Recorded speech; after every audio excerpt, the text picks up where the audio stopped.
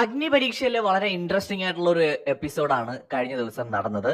അതായത് ഇന്നലെ അർദ്ധരാത്രിയിൽ വന്ന എപ്പിസോഡിനെ കുറിച്ചാണ് ഞാൻ പറയുന്നത്. ഇന്ന് ഏഷ്യാനെറ്റിൽ ടെലികാസ്റ്റ് ചെയ്യാൻ പോകുന്ന എപ്പിസോഡ്. ഈ ഒരു എപ്പിസോഡിനെ കുറിച്ച് പറയുമ്പോൾ അതിലൊരു ഒരു ട്വിസ്റ്റ് അല്ലെങ്കിൽ ഒരു ഇൻട്രസ്റ്റിംഗ് ഫാക്ടർ എന്തായിരുന്നു എന്ന് ചോദിച്ചാൽ, ജഡ്ജസ് ഷോയിൽ നിന്ന് അവസാന നിമിഷം ഇറങ്ങി പോകുന്നതാണ്. ജഡ്ജസ് എന്തിനാണ് ഇറങ്ങിപ്പോയത്? നേരത്തെ പ്രൊമോയിൽ തന്നെ നമ്മൾ കണ്ടിരുന്നു ഇവർ ഇറങ്ങിപ്പോകുന്നതായിട്ട്. പക്ഷെ എന്തിനായിരിക്കാം ഇറങ്ങിപ്പോയത്? വളരെ സിമ്പിൾ ആയിട്ട് ഞാൻ പറയാം. ഒരു ടാസ്ക് ഉണ്ടായിരുന്നു. ആ ടാസ്കിനകത്ത് നിറങ്ങൾ തിരിച്ചറിഞ്ഞ് വേണം ആ ടാസ്ക് കളിക്കാൻ. കുറെ കളങ്ങളിൽ കുറെ നിറങ്ങൾ വരച്ചിട്ടുണ്ടാവും. ഇവരുടെയൊക്കെ തലയ്ക്ക് പുറകിലായിട്ട് ഓരോ നിറങ്ങളും വെച്ചിട്ടുണ്ടാവും. ഇത് ഐഡന്റിഫൈ ചെയ്തിട്ട് എക്സാക്ട് നിറത്തിൽ പോയി നിൽക്കണം. ഏതാണോ തങ്ങളുടെ തലയുടെ പുറകിലുള്ള നിറം, ആ നിറത്തിൽ പോയിട്ട് ആ കളത്തിൽ പോയി നിൽക്കുക എന്നുള്ളതാണ് സിമ്പിൾ ആയിട്ട് പറഞ്ഞ ടാസ്ക്. സോ ഈ ഒരു ടാസ്കിനകത്ത് മറ്റൊരാളുടെ സപ്പോർട്ടോട് കൂടി മാത്രമാണ് മുന്നോട്ട് പോകാൻ കഴിയുക എന്നതൊരു വസ്തുതയാണ്. നമുക്കല്ലെങ്കിൽ ഗസ് അടിച്ച് പോയി നിൽക്കേണ്ടി വരും. സോ കൂടെ സപ്പോർട്ട് ചെയ്യാൻ ആൾക്കാരൊക്കെ വേണം. ടാസ്കിനകത്ത് അങ്ങനെ ഒരു ഹിന്റും ഉണ്ടായിരുന്നു. എന്ന് വെച്ചാൽ വേണമെങ്കിൽ വിശ്വസ്തനായിട്ടുള്ള ഒരാളുടെ സപ്പോർട്ട് എടുത്ത് മുന്നോട്ട് പോകാം എന്നുള്ളത്. അങ്ങനെ ആദ്യം മുതൽ അവസാനം വരെ പരസ്പരം സപ്പോർട്ട് ചെയ്ത് കളിച്ച രണ്ടുപേരാണ് ഷാമോനും ഷിജുലാലും. അവസാന റൗണ്ട് എത്തുമ്പോൾ ഇവര് രണ്ടുപേരും മാത്രമാകുന്ന സമയത്ത് സ്വാഭാവികമായ രീതിയിൽ ജഡ്ജസ് പ്രതീക്ഷിക്കുന്നത് ഇവര് തങ്ങളിൽ ഗെയിം കളിക്കും എന്നുള്ളതാണ്. അങ്ങോട്ടും ഇങ്ങോട്ടും ഫൈനൽ വരെ എത്തുന്നല്ലോ. അപ്പോ ഇവർ അങ്ങോട്ടും ഇങ്ങോട്ടും ഗെയിം കളിക്കുമെന്ന് പ്രതീക്ഷിച്ച ജഡ്ജസിനെ തെറ്റിച്ചുകൊണ്ട് ഇവര് വീണ്ടും ഈ സപ്പോർട്ട് തുടരുകയാണ്. എന്ന് വെച്ചാൽ ഷിജുലാലിന്റെ പുറകിലെ കളർ ഏതാണെന്ന് ഷാമോനും, ഷാമോന്റെ പുറകിലെ കളർ ഏതാണെന്ന് ഷിജുലാലും പറഞ്ഞു കൊടുക്കുന്നു. ഓരോ റൗണ്ടിലും ഇത് പരസ്പരം പറഞ്ഞു കൊടുക്കുന്ന കാരണം ഇവര് രണ്ടുപേരും കൃത്യമായ കളങ്ങളിൽ തന്നെ പോയി നിൽക്കുന്നു. ഒരാൾക്ക് ജയിക്കാൻ കഴിയുന്നില്ല. സോ ഇവര് കണക്ക് കൂട്ടുന്നത് രണ്ടുപേരും ജയിക്കും എന്നതായിരുന്നു. പക്ഷേ ഒരാളെ ജയിപ്പിക്കാനായിരുന്നു ജഡ്ജസ് ഒരുപക്ഷെ ശ്രമിച്ചിട്ടുണ്ടാവുക. അല്ലെങ്കിൽ അവർക്ക് അറിയണമായിരുന്നിരിക്കണം ആരായിരിക്കും ജയിക്കുക എന്നുള്ളത്. എത്ര ശ്രമിച്ചിട്ടും ഇവർ അങ്ങോട്ടും ഇങ്ങോട്ടും ചതിക്കാൻ തയ്യാറാവുന്നില്ല, അല്ലെങ്കിൽ അങ്ങോട്ടും ഇങ്ങോട്ടും വിട്ടുകൊടുക്കാതെ ഗെയിം കളിച്ചു എന്ന് പറയുന്നതാവും ശരി. ജഡ്ജസിന് വേണ്ടിയിരുന്നത് മത്സര ബുദ്ധിയോടെ കളിക്കുന്ന രണ്ടുപേരെ ആയിരുന്നു. ഇവര് അവസാന റൗണ്ടിലെങ്കിലും പരസ്പരം ഗെയിം കളിക്കുമെന്ന് ജഡ്ജസ് പ്രതീക്ഷിച്ചു. പിന്നീട് അവിടെ വലിയ രീതിയിലുള്ള വാക്ക് തർക്കങ്ങൾക്ക് തുടക്കമാവുകയാണ്. ജഡ്ജസ് കളി നിർത്തിവെക്കുന്നു. ഇത് നിങ്ങൾ ഞങ്ങളെ കളിയാക്കുകയാണെന്ന് ചോദിച്ചുകൊണ്ട് രഞ്ജിനി വളരെ പരുഷമായിട്ട് പൊട്ടിത്തെറിക്കുന്നു. അഖിൽ മാരാർ വളരെ ഗൗരവത്തോടെ തന്നെ ഈ വിഷയം ഏറ്റെടുക്കുന്നു. അഖിൽ ചോദിക്കുന്നത് ഇത് ബിഗ് ബോസ് അല്ല, ഇത് അഗ്നി പരീക്ഷയാണ്. ഇത് തന്നെയാണ് എനിക്കും പറയാനുള്ള ഒരു അഭിപ്രായം. കാരണം ഇതിനകത്ത് ഒരു വശം എന്താണെന്ന് വെച്ചാൽ, ഇവിടെ ഇരിക്കുന്ന ജഡ്ജസ് എന്ന് പറയുന്നത് ശരിക്കും ഒരു ഓഡീഷൻ നടത്തുന്ന ജഡ്ജസ് ആണ്. അഖില് പറഞ്ഞത് വളരെ കൃത്യമായിട്ടുള്ള ഒരു പോയിന്റ് അതിനകത്തുണ്ട്. എന്ന് വെച്ചാൽ ഗ്രൂപ്പിസം ഒക്കെ ബിഗ് ബോസിനകത്ത് കളിക്കില്ലേ എന്ന് ചോദിച്ചാൽ കളിക്കും. ഈ ഗ്രൂപ്പിസം കളിച്ച് ജയിച്ച ആളാണ് അഖിൽ മാരാർ. അഖിൽ മാരാർ ഒരു ഒന്നാം തരം ബിഗ് ബോസിലെ ഗ്രൂപ്പിസം കളിച്ച് ജയിച്ച ഒരു കണ്ടസ്റ്റന്റ് ആണ്. ഇപ്പോ ഫസ്റ്റ് സീസണിലെ സാബുവിനെ പോലെ അപൂർവമായിട്ട് മാത്രമാണ് ബിഗ് ബോസിലെ ഗ്രൂപ്പിസം കളിച്ചാൽ സപ്പോർട്ട് കിട്ടുക. കാരണം ഓഡിയൻസിന് അതൊരു നല്ല പോസിറ്റീവ് ഗ്രൂപ്പായിട്ട് തോന്നണം. അതത്ര എളുപ്പവുമല്ല. ഇപ്പൊ സീസൺ 3 നമ്മുടെ കിടിലൻ ഫിറോസ് ഗ്രൂപ്പിസം കളിക്കാൻ നോക്കി, പക്ഷെ പാളിപ്പോയി. അദ്ദേഹത്തിന്റെ ഗ്രൂപ്പിന് ആ ഒരു ഓഡിയൻസ് സപ്പോർട്ട് കിട്ടിയില്ല. അങ്ങനെ പല സീസണുകളിലും പലരും ഗ്രൂപ്പ് കളിക്കാൻ നോക്കി പൊളിഞ്ഞു പോയിട്ടുണ്ട്. പക്ഷെ അത് വിജയകരമായി പൂർത്തിയാക്കിയത് 2 സീസണിലാണ്. ഒന്ന് സീസൺ 5ഉം ഒന്ന് സീസൺ 1ഉം. സോ സീസൺ 5 ഗ്രൂപ്പ് കളിച്ച് ജയിച്ച അഖില് തന്നെ അവിടെ വന്നിരുന്ന് ഗ്രൂപ്പിസത്തിനെ കുറിച്ച് പറയാൻ അഖിലിന് എന്ത് യോഗ്യതയുണ്ട് എന്ന് വേണമെങ്കിൽ ചിലർക്കെങ്കിലും ചിന്തിക്കാം. പക്ഷെ അതിനകത്തൊരു പോയിന്റ്, ഇവിടെ അഖിൽ മാരാർ വന്നിരിക്കുന്നത് ജഡ്ജായിട്ടാണ്, ബിഗ് ബോസിലെ കണ്ടസ്റ്റന്റ് അല്ല. ഒന്നത്. 2, അഖിൽ മാരാർ പറഞ്ഞൊരു പോയിന്റ് വളരെ ക്ലിയർ ആണ്. കാരണം ഇത് ബിഗ് ബോസ് അല്ല. ബിഗ് ബോസിലേക്ക് പോകാൻ വേണ്ടി അല്ലെങ്കിൽ ബിഗ് ബോസിൽ കടക്കാനുള്ള യോഗ്യത നേടുന്ന ഒരു യോഗ്യതാ പരീക്ഷയാണ്. യോഗ്യതാ പരീക്ഷയുടെ മാനദണ്ഡങ്ങൾ ബിഗ് ബോസിലെ മാനദണ്ഡങ്ങൾ അല്ലെങ്കിൽ നിയമങ്ങളിൽ നിന്ന് വ്യത്യസ്തമാണ്. ബിഗ് ബോസിനകത്ത് കയറി കഴിയുമ്പോൾ നിങ്ങളുടെ സ്ട്രാറ്റജീസ് നിങ്ങൾ എന്ത് വേണമെങ്കിലും നിങ്ങൾക്ക് സ്വീകരിക്കാം. ഓഡിയൻസിന് ഇഷ്ടപ്പെട്ടാൽ നിങ്ങൾക്ക് അവിടെ നിൽക്കാം. പക്ഷെ ഇവിടെ അഗ്നി പരീക്ഷയ്ക്കകത്ത് ഇത് നമ്മൾ മനസ്സിലാക്കേണ്ടത്, ഇവിടെ ഒരാൾക്കായിരിക്കും ചിലപ്പോൾ ബിഗ് ബോസിനകത്തേക്ക് പോകാൻ പറ്റാം. ചിലപ്പോ 5 പേര് പോവായിരിക്കും, ചിലപ്പോൾ 2 പേര് പോവായിരിക്കും. സോ ഇവിടെ ഓരോരുത്തരും വന്നിരിക്കുന്നത് ഒരു ഓഡിഷനിൽ പങ്കെടുക്കാനാണ്. സോ ഇവിടെ ഒരു ടാസ്കിന്റെ ഭാഗമായിട്ട് അങ്ങോട്ടും ഇങ്ങോട്ടും സപ്പോർട്ട് ചെയ്തൊക്കെ നിന്നാലും അവസാന റൗണ്ടിൽ നമ്മൾ നമ്മുടെ കളി കളിച്ചില്ല എന്നുണ്ടെങ്കിൽ തീർച്ചയായിട്ടും അത് പ്രശ്നം തന്നെയാണ്. അതുകൊണ്ട് ജഡ്ജസ് ചൂണ്ടിക്കാണിച്ച കാര്യം ഗൗരവമുള്ളതാണ്. ഷാമോനും ഷിജുലാലും പരസ്പരം സപ്പോർട്ട് ചെയ്ത് കളിച്ചതുകൊണ്ട് ചിലപ്പോൾ അവസാന നിമിഷം അവർക്ക് അങ്ങോട്ടും ഇങ്ങോട്ടും വിട്ടുകൊടുക്കാൻ കഴിഞ്ഞു എന്ന് വരില്ല. ഞാൻ അതിന് അവരെ തീർത്തും തെറ്റു പറയുന്നൊന്നുമില്ല. മനുഷ്യ സഹജമായ ചില ഇമോഷൻസ് ഉണ്ട്. എത്രയൊക്കെ മത്സര ബുദ്ധിയുണ്ട്, എത്രയൊക്കെ ഗെയിം ആണെന്ന് പറഞ്ഞാലും ചില സന്ദർഭങ്ങളിൽ മനുഷ്യർ അതിനു മുകളിൽ ബന്ധങ്ങൾക്ക് വില കൊടുക്കാം.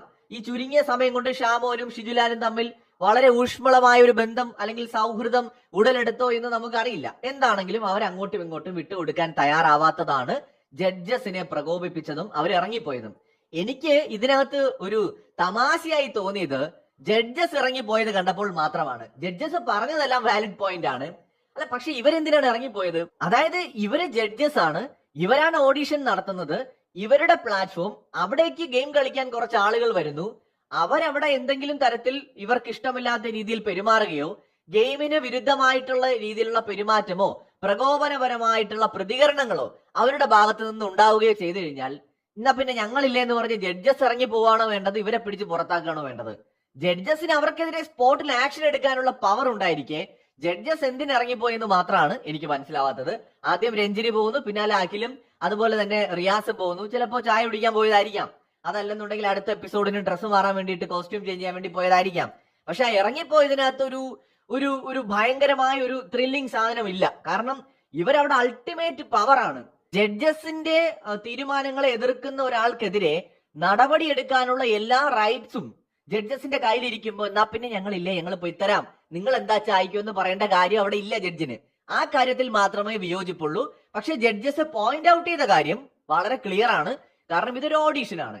ഇവിടെ ജഡ്ജസിന്റേതാണ് അന്തിമ തീരുമാനം. ശരിയാണ്, ഇപ്പോ പ്രേക്ഷകരുടെ വോട്ടിംഗ് കൂടി ഉണ്ട് പരിഗണനയിൽ. എന്നിരുന്നാലും ജഡ്ജസിന് ഇവിടെ വലിയൊരു റോൾ ഉണ്ട്. കാരണം ബിഗ് ബോസ് ആണ് ഇതിനകത്ത് കണ്ടസ്റ്റൻസിനെ ചൂസ് ചെയ്യുന്നത്. അപ്പൊ ബിഗ് ബോസിലേക്ക് പോകാൻ വേണ്ടിയിട്ടാണ് ഇവരോട് വന്നിരിക്കുന്നത്. നിങ്ങൾ ബിഗ് ബോസിൽ കയറുന്നതിന് മുന്നേ തന്നെ സൗഹൃദങ്ങൾ ഉണ്ടാക്കി തുടങ്ങിക്കഴിഞ്ഞാൽ നിങ്ങൾക്ക് ചിലപ്പോൾ മുന്നോട്ട് പോകാൻ പറ്റിയെന്ന് വരില്ല. ബിഗ് ബോസിനകത്ത് എല്ലാ സീസണിലും ഈ ഗ്രൂപ്പിസം ജയിക്കില്ല. അതൊരു ലക്ക് കൂടിയാണ്.